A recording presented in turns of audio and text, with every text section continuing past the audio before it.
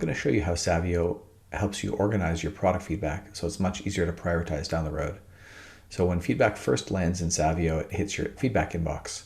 So we can click into this feedback and see that it's a couple of sentences long. This is, in our experience, fairly typical. We do see shorter product feedback. We also often see longer product feedback. And if you think about it, it'd actually be very hard to prioritize based on this. What you really want to do is be able to roll it up or attach it to a higher level, shorter description of what would solve this customer's problem. And so in this case, they're very clearly asking for a Zapier integration. So we're going to assign it or categorize it as belonging to a Zapier integration feature request, which is a much shorter description of the solution to this problem. So we're going to mark that as triaged.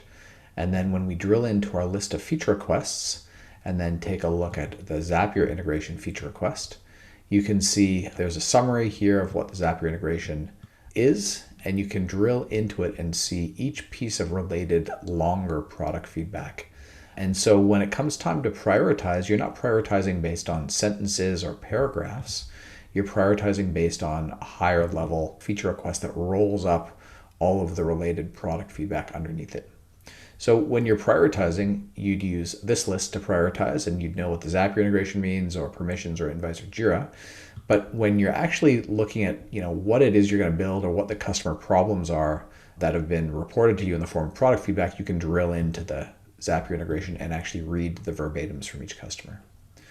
So that's why Savio introduces a categorization or triage step into the process. It's really to help you organize your product feedback so that you can prioritize it much more easily down the road.